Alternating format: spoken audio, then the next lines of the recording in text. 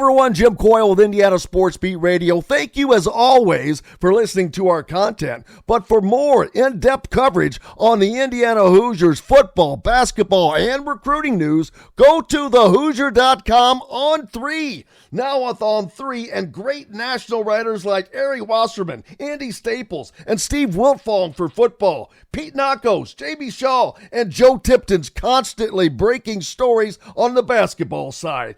And the local coverage from Alec Lasley, Kyler Staley, and Zach Browning. You can catch something new every day at thehoosier.com. Go there. Sign up today. Welcome to Indiana Sports Beat Radio, brought to you by the Hard Truth Distilling Company in Brown County, Indiana. So for the thousands in attendance and the millions watching around the world.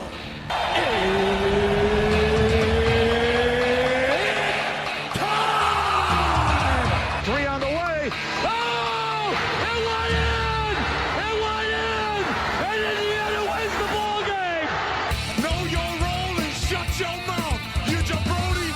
Float game for the win! Ayla's gone! Goodbye, touchdown, Indy! Woo! IU! America! They got a football team now! It's pretty simple. I win. Google me. You know that I'm the cream of the crop. Now, from the Hard Truth Studios. Welcome back to the Hard Truth Distilling Company studios. And let me tell you, there's nothing hard about where Todd Leary is. As I see the palm trees, what a beautiful view. It's like the Masters with palm trees. It is. I literally walked out of my room this morning, and this is where I am, 20 feet from my room. So this is my view in the morning right now. You see mine, baby. Same old view every day. Congratulations. I'm happy for you. Yeah. The hard truth's going to be going home on Sunday. That's going to be the hard truth. Oh, man. What part of the state do you find yourself? I am in Palmetto, Florida, just about 35 minutes away from the Ugly Grouper, which I will be at later today. No kidding. Well, stop by and say hi to Thad. Ask for Thad. I will do that. And tell him we appreciate him. All right. Lots going on, man, in the college basketball world. Some scheduling. Indiana now going to take on Louisville in a non-conference game December 6th. They're already playing Kentucky and Marquette. So the non-con schedule looking a bit like it used to look, kind of, which not neither here nor there, but those were some fun days, man. You play some rival teams, and Indiana had gotten away from that, but that comes crashing back this year, and boy, the Hoosiers better be ready for it. Yeah, they better. And you know what, though? That's the way to do it. I mean, come in, throw your feet right in the fire with Coach DeVries right now. Like, he's going to put them in a situation where they're going to get tested early, and that's a good thing. Like, I think that shows his confidence in his ability to put a roster together and have guys somewhat clicking, early in the season. But it's funny, like, we just automatically assume Louisville's going to be really good again next year because they had such a great year, and they really did. But I mean, everybody's really putting together a new roster. Not everybody, but a huge amount of teams. Yeah, and Louisville will be one of them, putting together, mostly new roster. So it'll be interesting to see, but it's great. Like, it's a way better test. We'll know early on, where this team's going to stand nationally. It doesn't mean they won't improve and all that throughout the year, but we'll know pretty early on where they stand early in the non-conference next year. Yeah, and it's going to be fun to see those games spread out. Like I said, Kentucky and Lexington, you're playing Louisville and Gainbridge. And I don't know, I haven't seen the details on that. If that one will just, I wonder if that'll rotate between Gainbridge and Louisville back and forth. But Louisville's arena would be their home arena. So right. That would be, I'm like, okay, how would that one work? But we'll see. I don't know what the details on that one are. But the Kentucky game, man, that's one that you're always looking forward to, no matter what. I don't care who's on the team. It's just that game is it's just one of the best games in all of college basketball, man. It sucks that we've been without it for so long, but it's coming back. Yeah, I mean, and it's hard to say because it's been so hit or miss over the last few years. It's hard to like put it back up there with the greatest rivalries, but it sure used to be, and it was one that, like I've always told everyone, like I know we were supposed to hate Purdue the most, but we basically hated who we knew Coach Knight wanted to beat the most, and that was always Kentucky. And I know there's that audio recording that's out there of him talking about not losing to Purdue and all that stuff, but just take my word for it. Like we knew as players, you better beat Kentucky, and that was an important rivalry, and that's to take nothing away from the IU Purdue rivalry because that'll always be the in-state battle that's fun, and the fans are split and go back and forth. But the Kentucky one, I guess you feel like you're more allowed to hate them because they're from a different state. And I grew up hating Kentucky. Yeah, I mean, it had nothing to do with IU. I just grew up hating Kentucky. Right. It's like where you're from down in southern Indiana, like you either love that school or you absolutely hate it, and you hate their fans and everything about them because they're obnoxious. And that's exactly what they think about Indiana, and that's what you want. Like I want them to think that. I don't want them to like us. So yeah, it's definitely one that should always be played, and I'm really glad it's back on the books. Absolutely, and there'll be other great games along the way as well. The Big Ten Conference comes into play, and those teams, and the Big Ten, you've got the teams that didn't have the years that they wanted to have. USC, Eric Musselman out there, they're going to keep fighting. They're going to get better. I mean, every year it's going to be a cyclical ride of who's good this year, who brought in the talent, man. Yeah, any team can jump up and rise from the ashes at any time because of the portal now, and so you never know. You can't plan ahead like you used to be able to. Yeah, and the two, I think, most perfect examples of that are Indiana and Kansas this past year. And I don't know if the numbers are accurate, but I know they're probably pretty close in that I think Indiana and Kansas probably paid the most for their rosters last year in getting players out of the portal. And I think we can all agree it really didn't work out all that well. So it's not just a matter of getting the talent to come there. It's a matter of getting that talent to play well together and getting them organized. And I really I think the Final Four having 4 number 1 seeds in it has some interesting connotations to it. I mean, I think there's stuff to that. Like we're probably going to see more of that as long as the portal exists because the cream's going to rise to the top. And that doesn't mean the teams that pay the most money, because obviously Indiana and Kansas proved that wrong. But it's going to be who can get their players to play well together. And Indiana's going to get tested early, like we said, with that schedule. But I think we're all a lot more excited about their opportunity for them to compete in big games. Because you can just look at the numbers. I mean, the last 5 or 6 years, when they played good teams in the early conference part of the season, they've gotten blasted and blown out, not even competitive in those games. And so I think we're all excited to hopefully put it into that. And nothing would be better than beating Kentucky out of all 3 of those. I'm going to be honest with you, because no doubt. According to Laurie, she will back this up. She says she's married to a UK fan, and trust her, they do not think IU is relevant anymore. And Here's my take. Right. They're right. But they want to act like IU is not relevant anymore because it's just this superiority complex. So just going, it cracks me up that the series got ended when it was supposed to be coming to Rupp Arena with Oladipo and Cody Zeller. Number 1 Indiana team. Let's not have them in. Let's end this series. So it's revisionist history, baby. But Jim, I know.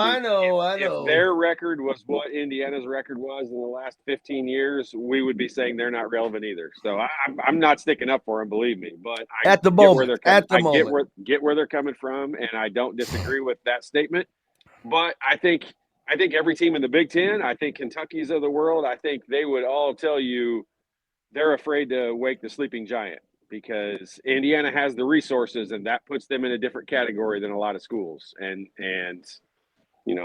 as soon as this gets lifted off of us and we're no longer, just the way that they played the last 10 years, then I think everybody's not going to love it as much as they act like they're going to like it. The Final Four was fun to watch. I'm still surprised that Houston was able to let that game slip away, because they spent the first half of that game just punching Texas or Florida in the face. It was just like a little punching them in the face all night, punching them in the face, and I'm like, boy, Florida is just. But they weren't. But they couldn't. They couldn't put them away. They couldn't really get separation, even though they were controlling it physically and all that. And boy, halftime adjustments, and Florida got their stuff together, and she was on the other foot in the second half. Well, Jim, it was almost exactly the way it played out was almost exactly the opposite of what happened to them in the Duke game. And I mean, Duke kept them at arm's length the whole game, but could never quite put them away. And had a couple of opportunities to put them away with about 7 or 8 minutes to go in that semifinal game. And Duke just never quite put them away and allowed them to hang around. And, look at what happened at the end of that game. About 10 different things had to happen, and all of them had to happen in order for Houston to be able to win that game, and they did. And that's why we love March Madness so much, because those situations, I mean, Houston had no business winning that game against Duke. And it just the chips fell the way they needed them to, and it just went the opposite that way in the finals. And Florida, when it was 42-30, I said to myself, I'm like, it's going to be very difficult to come back against a Houston team the way they play down 12 in the second half. And they put on a little run and went on a 12-3 run, and all of a sudden they're right back in it. And Houston just never. They had a couple of opportunities to put it away, and they never did it. And when you let teams hang around, anything can happen, and anything did happen to them in that game. And it was just the reverse of what happened in the other game. They had no business winning the game against Duke, and Florida had no business winning the game against Houston. But both of those outcomes happened, and that's what makes March Madness so great. It certainly is, and looking forward to more of it. And we've got lots more coming up here with the man, Todd Leary from myjumpshot.com. Don't forget, if you have kids, no kids, doesn't matter if you're a kid. But look, if someone looking to improve their basketball fundamentals, go to myjumpshot.com. Maybe even if you live in Florida, that would be a good one to go take care of. But reach out to myjumpshot.com. Welcome back to the Hard Truth Distilling Company studios on this Friday, baby. It's Friday. Todd Liry on assignment. Yeah, this is a little better than my car I'm usually driving when I do the show. So I hope I get to default to this one more often. Yeah, that would be nice. I hope you do too, just for the sanity of it all. Yeah. How long are you down there? I will leave on Sunday. I'll be home Sunday night. Man, mm-hmm. I hope you've been there all week at least. I have Sunday to Sunday. Well, that's a good deal, man. Good deal. Yep. Did you play any golf? Oh yeah, I played a couple times with my son. Playing again today and tomorrow. So. Oh wow, so big family outing. Yeah. Well, my son lives down here. Max, my oldest son, lives down here. Oh, that boy. Bonus. Yep. Bonus. Big time. Works like at a golf course and everything. Oh, that's kind of like payback, right? A little bit. Getting some payback now finally after all those years of toilet goes into that. Well, that's awesome. Yeah. What's the weather like? It looks beautiful. I almost saw a cloud, I thought a second ago, but nope, it wasn't. I think it was just a plane going by. But yeah, it's been the high 70s, sunny it rained on the first day we were here. Otherwise, it's been 75 to 80 and sunny with very little clouds the whole time. Pretty nice. There was a Zoom call with Darian DeVries with some former players. I don't know. Were you on that one, or was that I was not. Players? I don't. Was that for a certain section of players? Because there's so many players. I didn't even see it. Well, it may have happened while you were on vacation, I think. Probably. I didn't check my email, so I didn't see it. Smart man. I just know he did, which is kind of cool. That's something that hasn't happened before. But I know that Tom Crean would. I don't know. did he have guys in? But I know he had a pretty good relationship. He tried to, it seems, to bridge that gap with the other players, or did he not? Yeah, I mean, all right, that answers that question. Every coach that comes in here says that they want to, bring a lot of the older guys back and all that stuff. And I'm not saying that they need to. I'm just saying, like, they all say that, and they're usually full of it. Like, it's never happened up to this point. I'll say that. So this Zoom call, do you see that as something different? I do. And actually, I mean, I'm just hearing about it from you for the first time, but I'll tell you, like, I texted Scott Dolson and told him that that's the first thing that he should do with Coach DeVries, because he doesn't have any tie. I mean, Mike Woodson, some guys knew Mike Woodson. Most of us knew of Mike Woodson. We don't know a lot about Coach DeVries, and he doesn't know a lot about us. So, I mean, I told Scott Dolson he should set some things up like that. He should set up an outing this summer that gets him involved so he can meet the different, there's like different eras of former players. There's the older guys that I consider the older guys, like Quinn Buckner era and Scott May and Mike Woodson and those. And then, then there's the middle era of Bob Knight guys. It's like Brian Evans and Alan Henderson and Calvert and Damon. Yourself, your group. Yeah, myself. And then you got the guys that are after Coach Knight. And everybody kind of gets lumped into different categories. And I've been saying this for years. The coach that can figure out a way to mingle all of those guys together and get them all to know each other. Because, I mean, I will tell you, most of us don't know each other. I mean, I know that they think we do. I never met Mike Woodson before he came as the coach to Indiana. And that surprised a lot of fans, I think, when I told them that. And it was the case for, I mean, Pat Graham didn't know him. Damon didn't know him. Evans didn't know him. Like, all the guys I was with, like, we just don't know the other eras like you would think that we would. It's not a big family atmosphere like it should be.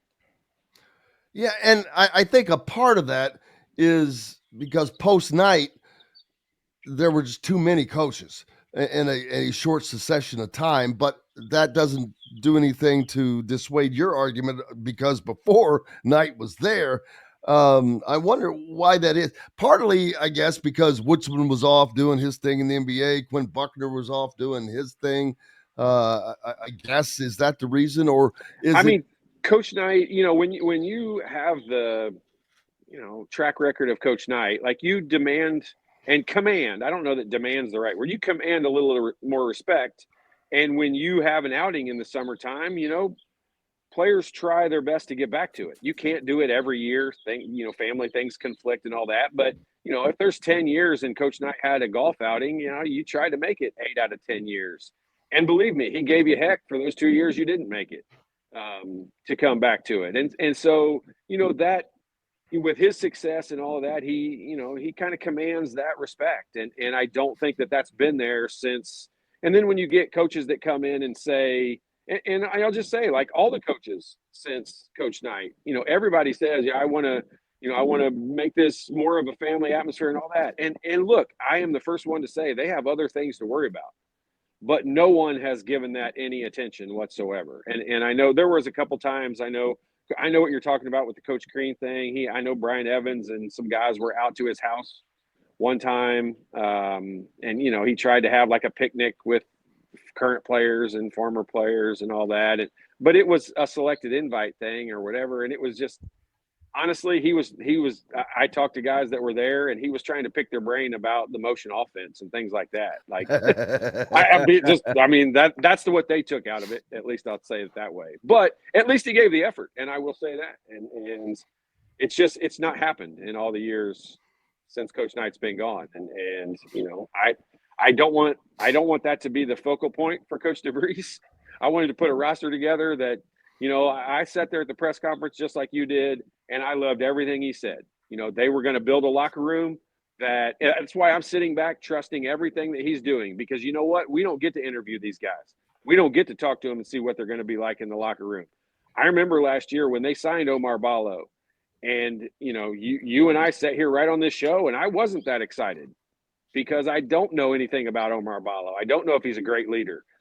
I know I didn't want that style of basketball on the court, but it turns out, it appears from the outside looking in, he wasn't a very good leader, because he did a lot of things on the court that, a leader wouldn't have done. And so I think they're building a locker room right now that is going to be able to do the things that we want them to do, and that the coach DeVries wants them to do. And that's really all that we're worried about. And I don't care if he builds our relationship right now. Hopefully he's got many, many years to do that. And since Coach Knight, there have been now, I think, 6 coaches, which is too many. But you look at a program like Purdue or Michigan State, that just has that continuity and makes it so much easier for player relationships and whatnot. That cannot make it easy for Indiana when you had all those different coaches after Coach Knight. Well, and look, but you singled out the 2 schools with the longest tenured coaches right now, right, and the Big Ten and all that. Most of the other schools are kind of dealing with the same thing Indiana's dealing with. But you're right. The problem with that is when you're trying to build a culture, you can't build a culture when you bring in a new leader all the time. And that is what has been difficult, and not just at Indiana, and a lot of different programs, but I definitely think you put Indiana in that category. They've struggled to create and at least continue the kind of culture that they want, and that's translated directly into wins and losses. And when you don't have a culture, you're basically potluck every year on hoping that some player comes in and surprises you and is a better leader and gets things back on track. And up to this point, I think we can say we just haven't had that happen. Yeah, and I agree, and that's been one of the unfortunate things. But hopefully that turns around. It's like hopefully it's a different year. Oh, it's this year, but there is difference right now. I don't know how good or not that Coach DeVries is going to do, but I know that he's working very hard. That he's got a staff that's working very hard. He still hasn't. I don't know if he's completed his staff yet. I know it's not been officially announced yet, but I would be surprised if he's gone this far and he hasn't. We've spoken a lot about a GM position, which I think it was you that said you don't think that would happen this year. Was that you that said that? No, but I agree with. I mean, I don't know Zach that said it. Yeah, I mean, I just don't know that. I do think that position, there's a lot of value to that position. I also don't think you just need to fill that position because you want to have a GM. Like, if you find the right guy for it, I think Coach DeVries would put it in place right away. If it takes you a year or two to find that, it might be that scenario. But, I think that position could be helpful. I don't think it's instrumental in – I think it's instrumental in long-term being able to build rosters year after year after year. If we're going to continue this portal situation the way that it is, I do think a GM would become more important. But I think we're all kind of under the assumption, which is totally an assumption, that this portal thing's probably going to change a little bit every year and kind of start reining itself back in maybe a little bit. But who knows? We don't know that for sure. Yeah, the GM position, I think, is one that is not going to go away. It's going to become more and more of an integral part of the recruiting, because the guys that I'm seeing being hired as GMs are big-time recruiters or NBA scouts, guys that know how to identify talent, identify players, that know the vehicles to find players and all of that. So it is, in essence, a very elevated recruiting director position of sorts. Yeah, and I equate it to, how and the NFL has been great at letting us over the last few years kind of get a little more behind the scenes.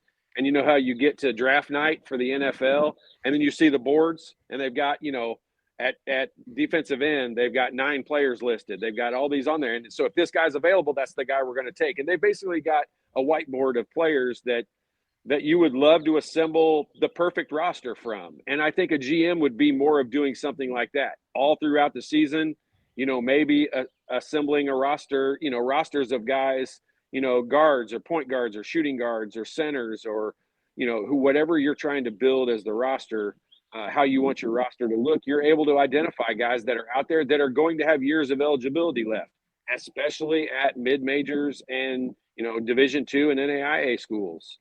And, That's what I think a GM can do for you, and the recruiting coordinators can do for you. Honestly, Jim, I think you said it exactly right. I think the GM position is basically an elevated recruiting coordinator role and kind of an overall CEO of recruiting. And that's what that position will end up being in the long run. And I think it'll be beneficial for Indiana to have that. And the only difference now, I think it's before it was guys that had been in the college game more, that were up and coming coaches and things of that nature. And now it is people that have been focused on recruiting, that have a much better eye for talent, that not before. The recruiting director was more administrative, kind of, in a way of right, reading the different whether it's on three and reading the reports and this. These GMs, they know these players, not necessarily personally, but they know them by name, by sight, by game. They know how their game is. Will that game fit into my coach's program? Well, and look at it this way, Jim. Like, let's say, so last year, I think the recruiting coordinator, wasn't it Jordy Holes? Or if not, he was the year before or whatever that was. Title. Right. Well, he also had other duties and responsibilities. And those duties and responsibilities included every day on the court, working with players. Basically that was his title, but he was basically just another assistant coach.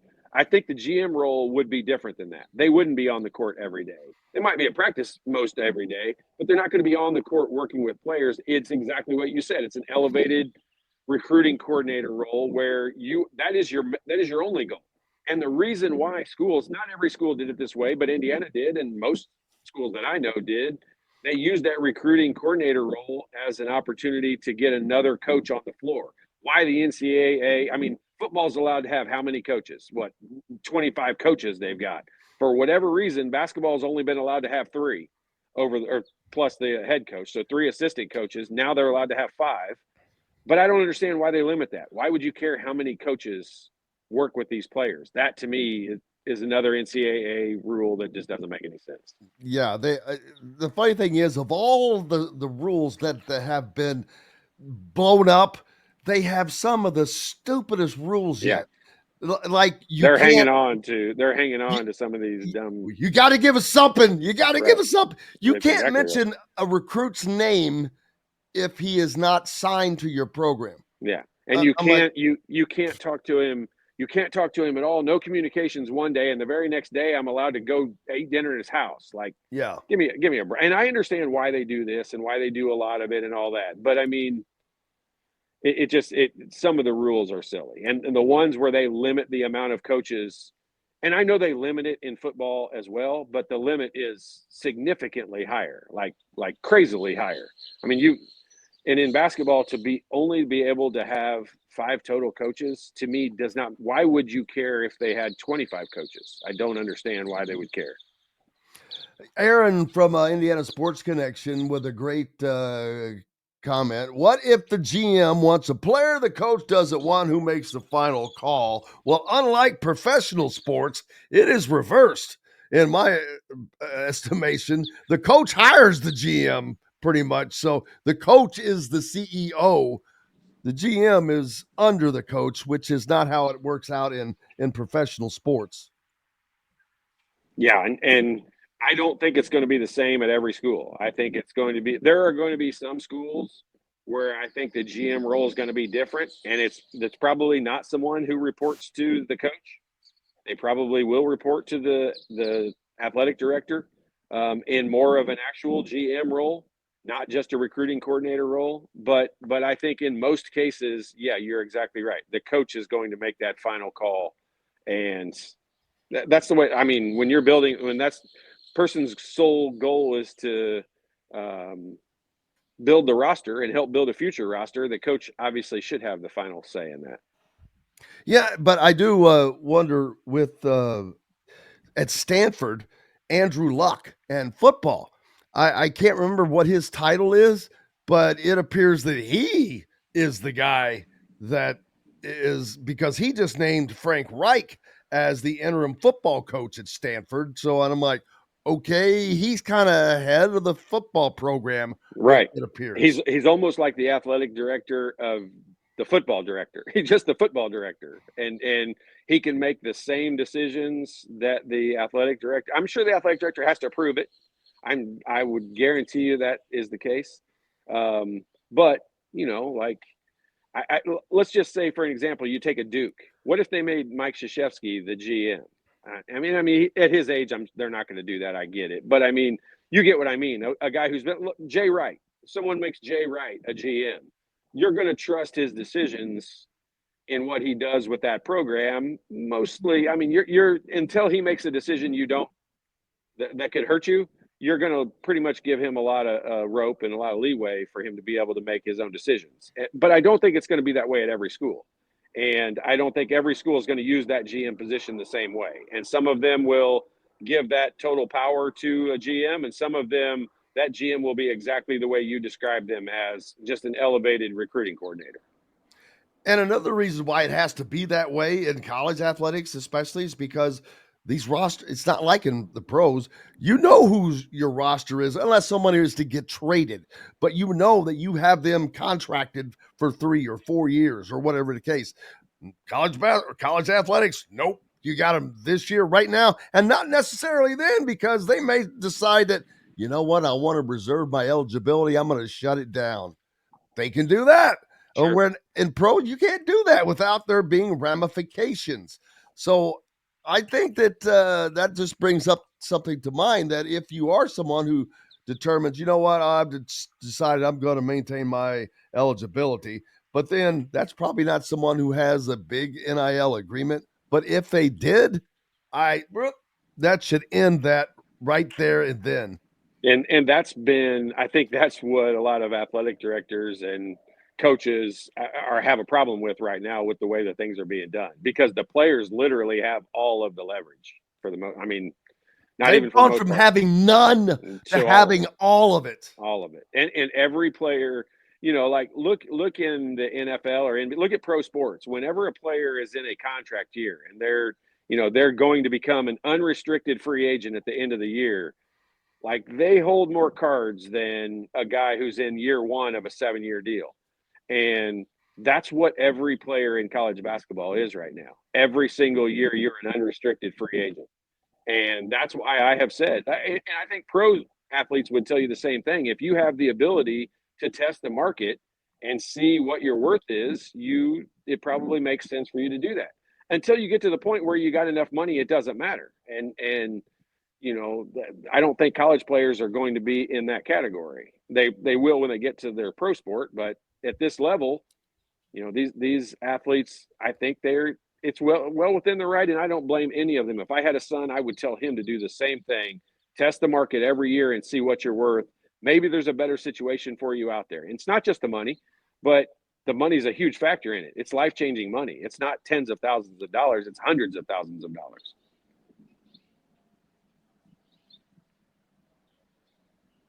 And actually, it's a lot more than that now, because it's into the millions. And it brings up a question from William: will IU pay $4 million for a player? Well, I don't know that they will today, but probably eventually, depending on where the money goes. Because if you look at NIL just over the last 2 years, it seems to have doubled year over year, and then doubled again and then some from last season to this season. Well, I've seen many guys that are either asking for, getting in the millions now. But think about it, Jim. Like there's no, if a school is willing to pay it. So, you know, like let's take Arkansas or Kentucky, for example. Like, Arkansas has a huge booster. This is alleged. This is what we all kind of think we understand. But there's a huge booster. Yeah. There's a huge booster at some of these schools that's willing to pay that amount of money. And I mean, yes, will they pay someone $4 million at some point in time? Unless legislation changes, unless they put some big time restraints on it, yes, there will be, before too long, there'll be a player that gets $4 million at Indiana. Yeah. Yeah, and there's no doubt that it depends on where the market goes. If you want to be a player in the game, you're going to have to pay. But at the same time, I also wonder, what was Florida's NIL payroll this past season that just won a national championship? I know that they were paying, but I really wonder how high it truly was. Yeah, I agree with you. And I think, we've all kind of said all year long, Indiana and Kansas, had some of the highest NIL budget and payroll in the country. And you can see like it didn't really pan out. And Kansas was never, a real national contender all year long. Obviously, Indiana wasn't either. And then you go look at some other schools. I mean, Arkansas, obviously they did pay a lot of money and they brought recruits over from Kentucky and brought those freshman recruits that Calipari had to Arkansas. And they paid big money. And their season was decent. I mean, I would say their season panned out okay. But it didn't work out that way for everyone. And that's why I think, when you see the success of guys, when you see guys like Braden Smith that's able to year after year be consistent and show he's going to put up numbers, yeah, there's going to be schools out there that are going to offer people like that big money. And I'm just using Braden Smith as an example. There's several of those examples, but guys who are putting numbers up consistently and going to stay in college, yeah, they're going to command a little bit more money. And somebody's going to pay that money eventually. And when they do, then other people are going to have to match it and beat it. And that's just the market we're in right now. Braden Smith is a great example of somebody who is going to make enough money in college to never work again for the rest of his life. And it's not because he's making $100 million. I don't know. He may come out of college with $4 million total. I don't know. But I tell you right now, I could live the rest of my life on $4 million. I would make it happen. But he's also going to have a pro career. I don't think it's going to be in the NBA where you really make the money. But regardless, he's still going to play overseas at the worst case. So like the reasons you're saying he's not going to play in the NBA are the same reasons why coaches said he wasn't going to be able to play in college in the Big Ten.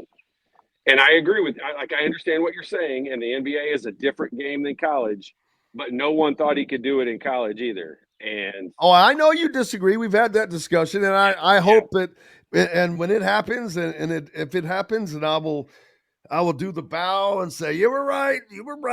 It's just his size. Yeah, you're right. It's just his size. It's not his heart. It's not his talent. The dude can shoot. The dude has heart. The dude is smart. He's a player you want on your team. He's a teammate. He's the consummate player.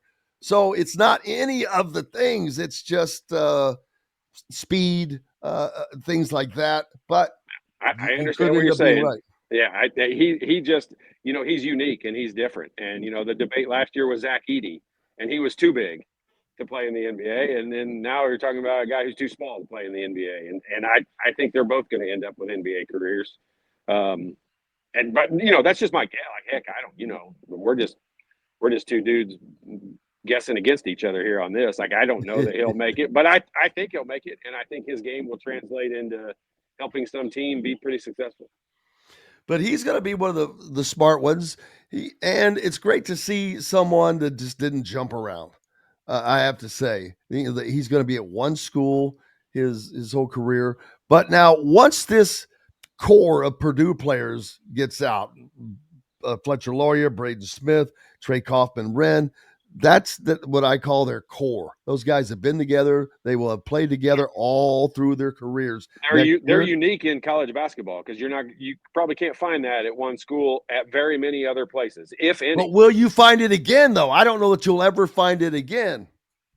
Yeah, for 4 years, I'm not sure you will either, especially with three guys. I'm not sure you will either.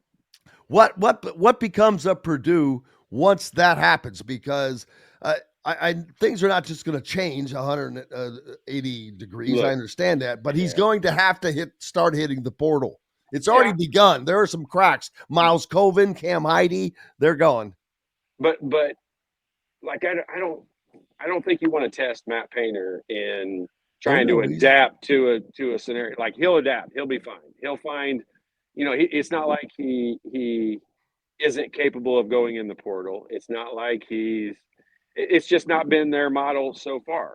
But he has adapted his model a little bit and changed it, varied it a little bit. I think they have, they've got the culture. That's the one good thing with them.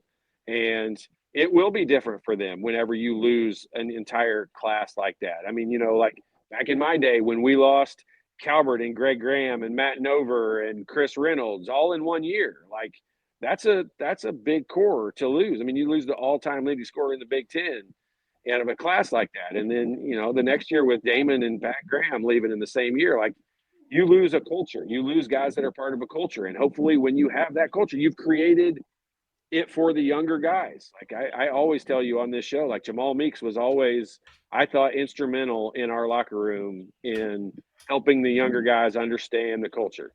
And, he might not have been the best player on the team of the older guys, but I think he was one of the best leaders, and he did a really good job of helping the younger guys understand the culture.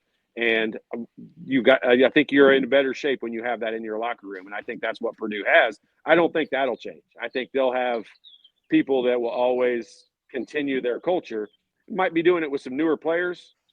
And look, hey Jim, they've been in the portal. Like they've had a very instrumental player out of the portal, 2 of the last 3 years that's been in their starting lineup. So it's not brand new to them. It's just they've not had to bring in 4 or 5 or 6 of those guys every year. They brought in 1. And maybe they'll have to bring in 2 or 3. We'll see. But I wouldn't test Matt Painter and think he's going to fail that test, because he'll adjust however he needs to adjust. Tom Izzo certainly has done it. No doubt. Amazingly so, because he's older, which makes it harder. Brother, enjoy the rest of the sunny days in front of you. I hope I will. Enjoy. I guess driving home, that'll stink, but yeah, that's never fun. But yeah, it'll be good. It'll be good. I'm going to enjoy my last couple of days golfing. I'll be thinking about you. It's actually not terrible at home. I looked at the weather. It's not terrible. It's not. Yeah, it's all right. It's all right. I played 5.5 holes yesterday. Rained. So I'll put on some extra sunscreen for you today. Thank you very much. Yep. Be safe. Enjoy it, brother. We appreciate you immensely. Yep. Same to you, as always. Enjoyed it. Make sure you go to myjumpshot.com. Again, looking for, if you have kids, no kids that are looking to improve their basketball fundamentals. The great Todd Leary. Hello, everyone. Jim Coyle with Indiana Sports Beat Radio. Thank you, as always, for listening to our content. But for more in-depth coverage on the Indiana Hoosiers football, basketball, and recruiting news, go to thehoosier.com on 3. Now with On 3 and great national writers like Ari Wasserman, Andy Staples, and Steve Wiltfong for football, Pete Nakos, J.B. Shaw, and Joe Tipton's constantly breaking stories on the basketball side. And the local coverage from Alec Lasley, Kyler Staley, and Zach Browning. You can catch something new every day at thehoosier.com. Go there. Sign up today.